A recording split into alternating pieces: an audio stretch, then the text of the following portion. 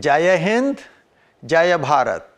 युग दृष्टा भगत सिंह की अमर क्रांति यात्रा के 23वें पड़ाव पर आप सबका स्वागत है। दोस्तों, पिछले वीडियो में आपने देखा कि असेंबली बम केस में आजीवन कारावास की सजा पाने के बाद सैंडर्स मर्डर केस की सुनवाई के लिए भगत सिंह और बटुकेश्वर दत्त को दिल्ली से पंजाब लाया जाता है। भगत सिंह को लाहौर से लगभग 330 किलोमीटर दूर मियांवाली जेल और बटुकेश्वर दत्त को लाहौर सेंट्रल जेल भेज दिया जाता है। यदि वो वीडियो आप नहीं देख पाए हैं तो आप देख लीजिए, लिंक डिस्क्रिप्शन में दे दिया गया है। दोस्तों, दोनों ने जेल पहुंचते ही बेहतर सुविधाओं की मांग करते हुए भूख हड़ताल शुरू कर दी थी। भगत सिंह ने 17 जून 1929 को पंजाब के जेल महानिदेशक को पत्र लिखकर इसके बारे में जानकारी दी। पत्र में भगत सिंह ने लिखा कि असेंबली बम कांड के संबंध में मुझे आजीवन कारावास की सजा दी गई है, इसलिए स्पष्ट है कि मैं राजनीतिक बंदी हूं। दिल्ली जेल में मुझे विशेष भोजन मिलता था, लेकिन यहां पहुंचने पर मेरे साथ सामान्य अपराधियों जैसा सुलूक किया जा रहा है। इसलिए मैं 15 जून 1929 की सुबह से भूख हड़ताल पर हूं। इन 2-3 दिनों में मेरा वजन दिल्ली जेल की अपेक्षा 6 पाउंड कम हो गया है। मैं आपका ध्यान इस ओर आकर्षित करना चाहता हूं कि मुझे हर हाल में राजनीतिक बंदी का विशेष दर्जा मिलना चाहिए। मेरी मांगे हैं अच्छा भोजन जिसमें दूध, घी, दाल, चावल आदि शामिल हों। फोर्सिबल लेबर यानी मशक्कत ना कराई जाए। नहाने की सुविधा मिले, जैसे साबुन, तेल, हजामत का सामान आदि। पढ़ने को प्रत्येक तरह का साहित्य मिले, जैसे कि इतिहास, अर्थशास्त्र, राजनीतिक विज्ञान, कविता, नाटक, उपन्यास, समाचार पत्र आदि। भगत सिंह के इस पत्र को आईजी जेल के पास भेजने की बजाय अगले दिन यानी 18 जून 1929 को जेल सुपरिंटेंडेंट मोहम्मद अब्बास ने उल्टा भगत सिंह से ही कुछ प्रश्न पूछ डाले। पहला प्रश्न था कि राजनीतिक बंदी नाम की कोई श्रेणी नहीं है, या तो आप राज्य बंदी यानी स्टेट प्रिजनर हो सकते हैं या विशेष श्रेणी बंदी यानी स्पेशल क्लास प्रिजनर। बताइए आप खुद को किस श्रेणी में मानते हैं। क्वेश्चन नंबर 2, दिल्ली जेल में आपको क्या विशेष सुविधाएं मिली हुई थी? वे सुविधाएं आपको कब मिली? जब आप विचाराधीन कैदी थे या तब जब सजा सुनाई जा चुकी थी? क्वेश्चन नंबर 3, फोर्स्ड लेबर से आपका क्या अभिप्राय है? नंबर 4, क्या आपने दिल्ली में कमिटिंग कोर्ट से विशेष सुविधाओं की मांग की थी? यदि हां, तो उस पर अदालत ने क्या आदेश जारी किया था? दोस्तों, इन प्रश्नों के अलावा जेल सुपरिंटेंडेंट ने भगत सिंह को चेतावनी देते हुए लिखा कि आपको मालूम होना चाहिए कि भोजन लेने से इनकार करना जेल रेगुलेशंस के अंतर्गत अपराध है और ऐसा करना स्वयं ही आपकी प्रार्थना के रद्द हो जाने का आधार बनता है।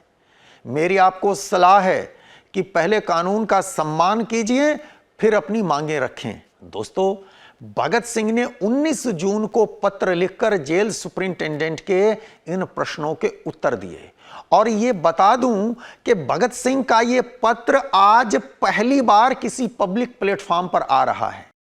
अब से पहले किसी भी पुस्तक में इसका उल्लेख नहीं है।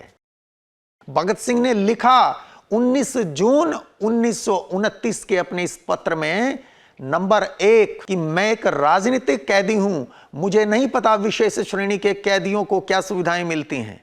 मैं कहना चाहता हूं कि मेरे साथ राज्यबंदी का व्यवहार होना चाहिए, लेकिन राज्यबंदी जैसा शब्द शायद कुछ बड़ा होगा, इसलिए मेरा कहना है कि मुझे कुछ विशेष सुविधाएं मिलें, अर्थात अच्छी खुराक जैसी मुझे दिल्ली जेल में मिलती थी, तब भी जब मैं विचाराधीन कैदी था, और सजा सुना दिए जाने के बाद के दोनों दिन भी। दोस्तों, भगत सिंह दिल्ली जेल में जब थे तब उनको जेल के यूरोपियन वार्ड में रखा गया था, जहां बेहतर सुविधाएं थी। अपने उत्तर में आगे भगत सिंह लिखते हैं कि इसके साथ ही मैं साहित्य पढ़ने की आजादी भी चाहता हूं, चूंकि हमें हमारे विचारों के लिए सजा मिली है और हमें अक्सर गुमराह कहा जाता है, इसलिए हमें पढ़ने के अवसर अवश्य मिलने चाहिए ताकि हम अपने विचारों को परख सकें। इतिहास और अर्थशास्त्र जैसे विषयों पर बिना किसी रोक टोक के पुस्तकें मिलनी चाहिए, जैसे कि विशेष श्रेणी के कैदियों को मिलती हैं। नंबर 2, दिल्ली जेल में हमें विचाराधीन कैदी के रूप में भी और सजा याफ्ता कैदी के रूप में भी विशेष खुराक और पढ़ने को साहित्य मिलता था। नंबर 3, फोर्सिबल लेबर से मेरा अभिप्राय है कि हमें सजा के रूप में मशक्कत के लिए बाध्य ना किया जाए। यदि हम स्वेच्छा से करना चाहें तो करें। नंबर 4, मुझे दिल्ली में जज से ये सुविधाएं मांग करने की आवश्यकता नहीं पड़ी क्योंकि ये हमें पहले से ही मिली हुई थी। आखिर में मैं इतना ही निवेदन करना चाहता हूं कि मैंने सिर्फ उन सुविधाओं की मांग की है जिनके हम अधिकारी हैं। ऐसा कोई भी कानून जो हमारे अधिकारों के विरुद्ध हो, हम उस कानून का सम्मान नहीं कर सकते। मैं बिना किसी कारण झगड़ा नहीं करना चाहता। मैं सोचता हूं कि मैंने बहुत उचित मांगे रखी हैं। मेरे व्यवहार से जो मेरी राय में पूर्णतः उचित रहा है, यदि किसी कानून का उल्लंघन हुआ है तो मुझे अफसोस है, मैं इसमें कुछ नहीं कर सकता और इसके लिए मैं कोई भी कष्ट सहने को तैयार हूं। मेरा आपसे निवेदन है कि मैंने जो भी कहा है उस पर बिना किसी पूर्वाग्रह के विचार करें और आवश्यक कार्रवाई करें। दोस्तों, भगत सिंह ने युद्ध का शंखनाद कर दिया था। भूख हड़ताल का उद्देश्य अपने लिए कुछ सुविधाएं पाना नहीं था। इसका मकसद तो स्वयं कष्ट सहकर देशवासियों के स्वाभिमान को कुंभकर्णी नींद से जगाना था। भूख हड़ताल की योजना जेल पहुंचने से पहले ही बन गई थी।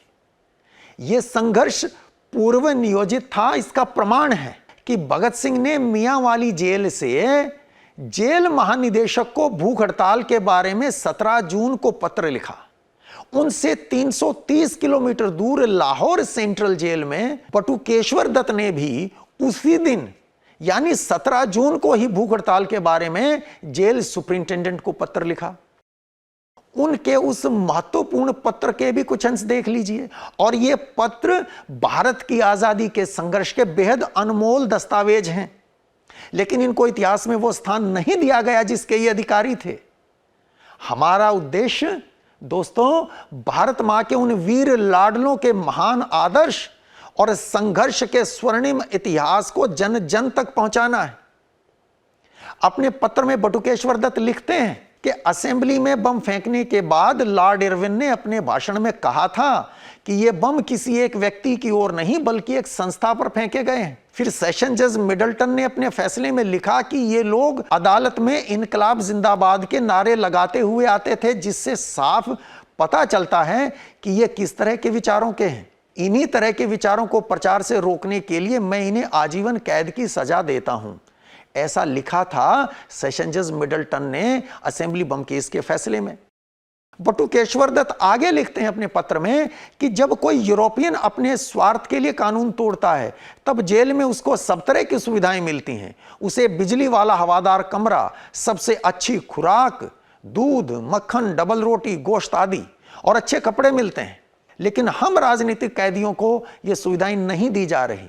लॉर्ड इरविन और मिडल्टन की टिप्पणियां ये साबित करने के लिए पर्याप्त हैं कि हम राजनीतिक बंदी हैं और इस नाते मैं मांग करता हूं कि हमारे साथ राजनीतिक बंदियों जैसा ही व्यवहार होना चाहिए। लोग हमें अक्खड़, गुमराह और बेसब्र नौजवान कहते हैं, इसलिए हमें अलग अलग पुस्तकें पढ़ने का अवसर दिया जाना चाहिए ताकि हम देख सकें कि क्या वास्तव में हम बेसब्र और गुमराह नौजवान हैं।